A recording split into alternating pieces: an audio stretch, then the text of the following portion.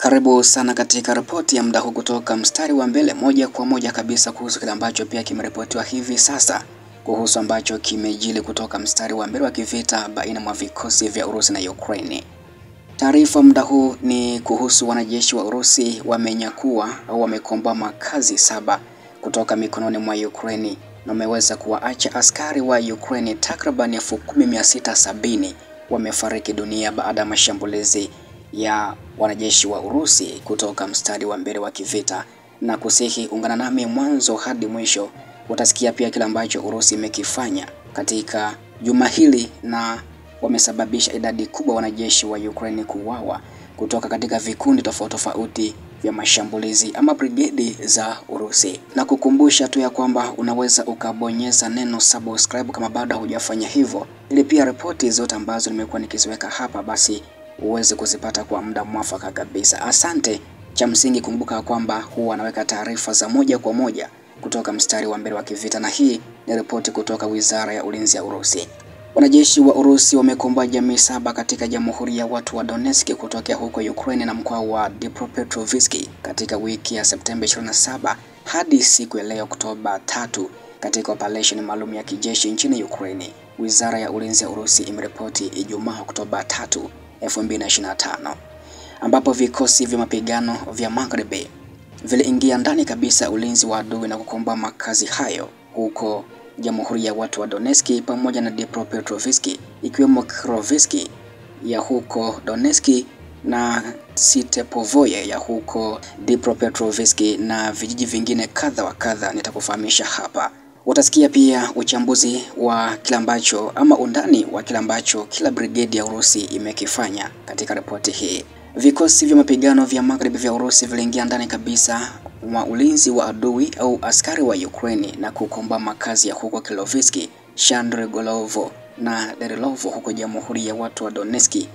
Pia makazi ya Stepovoye na Vebovoye huko Dnipropetrovsk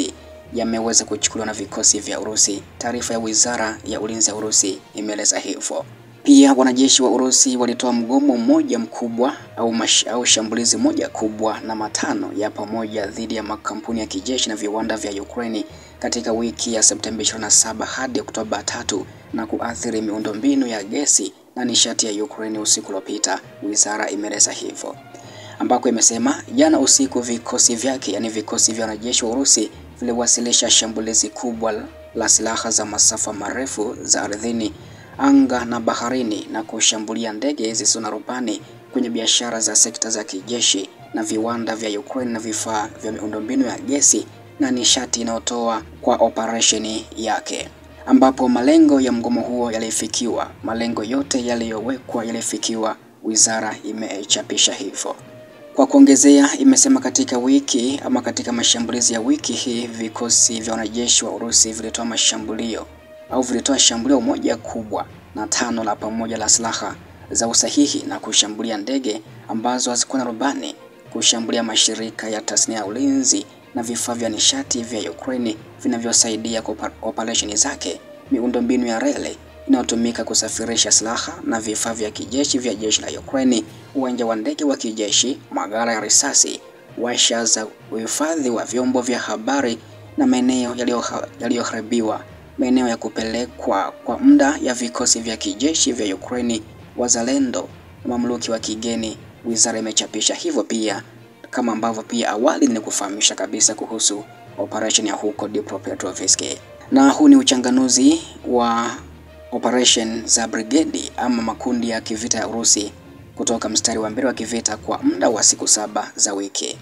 ambapo kundi la kaskazini la Urusi limesababisha vifo vya wanajeshi zaidi ya 1250 wa Ukraine na kuharibu vifaru 2 vya adui na magari 7 ya kivita katika maeneo yake ya wajibikaji kwa muda wa wiki nzima, ambako kwa upande wa mkoa wa Sami vikosi hivyo vya vita vya Urusi vya kaskazini vilisababisha hasara kwa wafanyakazi na vifaa vya brigedi 3 zilizo na mitambo, brigedi ya watoto wachanga. Na kwa upande mwingine katika pia mkoa wa Kharkov vitengo vya vita vya kaskazini vya Urusi vilisababisha hasara kwa muundo wa brigedi 2 za mitambo, brigedi ya watoto wachanga wa jeshi la Ukraine, brigedi 2 za ulinzi wa eneo la kikosi cha walinzi wa mpaka wa huduma ya walinzi wa mipaka ya Ukraine. Kwa ujumla, upande huo jeshi la Ukraine limepoteza zaidi ya wanajeshi 1250, vifaru viwili, magari 7 ya kivita na magari 55 katika maeneo hayo ya mstari wa mbele wa kivita kwa siku 7.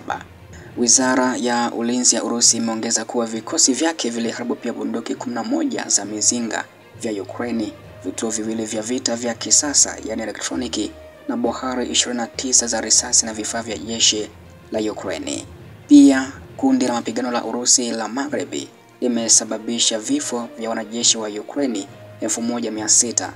na kuharibu vifaru 5 vya adui na magari 16 ya kivita.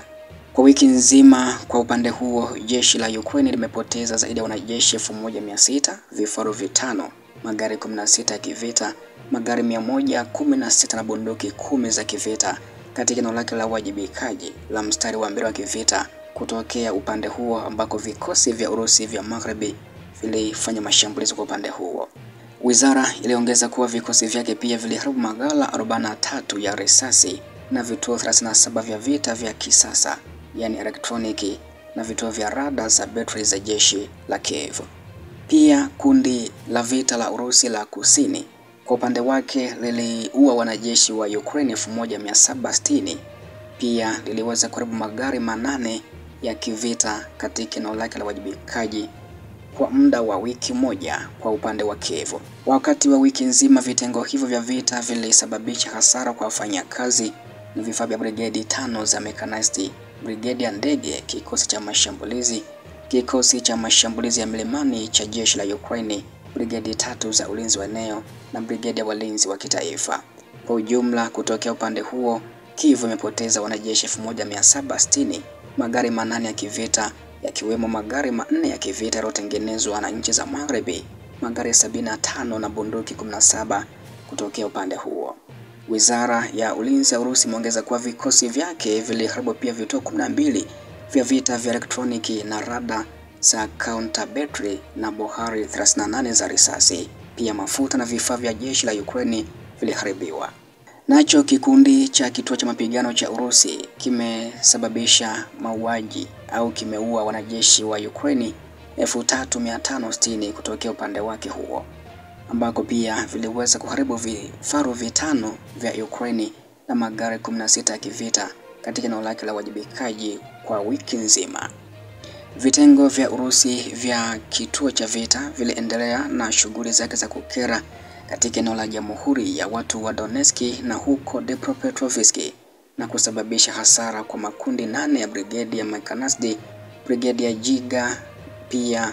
vikosi vya jeshi la Ukraine pia vilikumbwa na mashambulizi katika upande huo. Kwa ujumla, Ukraine kutokea brigedi hiyo ama kundi hilo ilisababisha hasara ya mauaji ya wanajeshi wake 3560, vifaru 5 pia viliharibiwa, magari 16 ya kivita yakiwemo magari 2 ya kivita ya Bradley yaliyotengenezwa Marekani, magari 32 na mizinga 14 katika eneo la mstari wa mbele wa kivita kwa muda wa siku 7. Nalo kundi la mapigano la Urusi la Mashariki limesababisha vifo vya wanajeshi wa Ukraine wapatao 2110 kupoteza maisha na kuharibu vifaru 3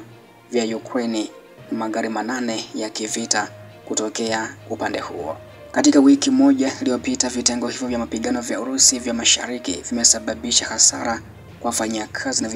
na vifaa vya brigedi 4 za mechanized za vikosi vya Ukraine. Kwa ujumla, upande huo jeshi la Ukraine limepoteza zaidi ya wanajeshi 2110,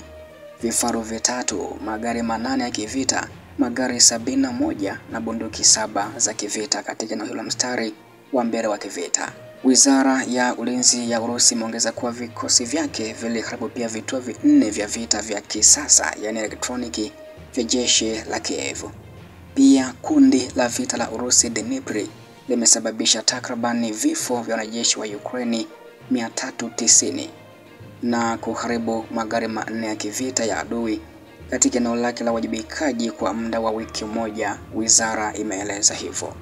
Vikosi vya vita vya Dnipro vya Urusi vilisababisha hasara kwa vikundi viwili vya brigedi vilivyo na mechanized, kikosi cha watoto wachanga, kikosi cha mashambulizi ya anga, kikosi cha mashambulizi ya milimani, brigedi 3 za ulinzi wa pwani za jeshi la Ukraine na brigedi 2 za ulinzi wa eneo. Kwa ujumla, upande huo Ukraine imepoteza wanajeshi 390, magari 4 ya kivita, magari 35 na bunduki 3 za kivita kutokea upande huo kwa muda wa wiki nzima. Wizara ya Ulinzi ya Urusi imeongeza kuwa vikosi vya Urusi pia viliharibu vituo 28 vya vita vya elektroniki na bohari 8 za risasi na vifaa vya jeshi la Ukraine. Pia vikosi vya ulinzi wa anga vya Urusi vilidungua ndege 945 za Ukraine ambazo hazikuwa na rubani, makombora 5 ya Neptune na mabomu 10 mahiri katika wiki nzima. Kwa muda wa wiki, uwezo wa ulinzi wa anga wa Urusi uliangusha mabomu 10 ya angani, roketi 17 za HIMARS zilizotengenezwa Marekani na mifumo mingi ya roketi ya Vampire iliyotengenezwa Jamhuri ya Cheki, makombora 5 ya masafa marefu ya Neptune na magari 945 ya angani yasiyokuwa na rubani. Wizara ya Ulinzi ya Urusi imeeleza hivyo na kuainisha hivyo kuhusu kile ambacho pia jeshi lake limekifanya kwa muda wa wiki nzima, ambako idadi ya wanajeshi wa Ukraine takriban 10,600 wamepoteza maisha katika operesheni hizo, na hichi pia ndicho ambacho kimeripotiwa na Wizara ya Ulinzi ya Urusi kuhusu kile ambacho bado kinafanyika kutoka mstari wa mbele wa kivita, ambako makazi takribani au makazi 7 yamekombolewa na vikosi vya Urusi. Hivyo basi, ripoti zaidi na kuahidi ya kwamba nitazidi kufahamisha hapa kwenye chimbo letu la habari. Endelea kunitembelea kila siku na kila wakati kwa ripoti zaidi kutoka kimataifa, hasa vita ya Urusi na Ukraine.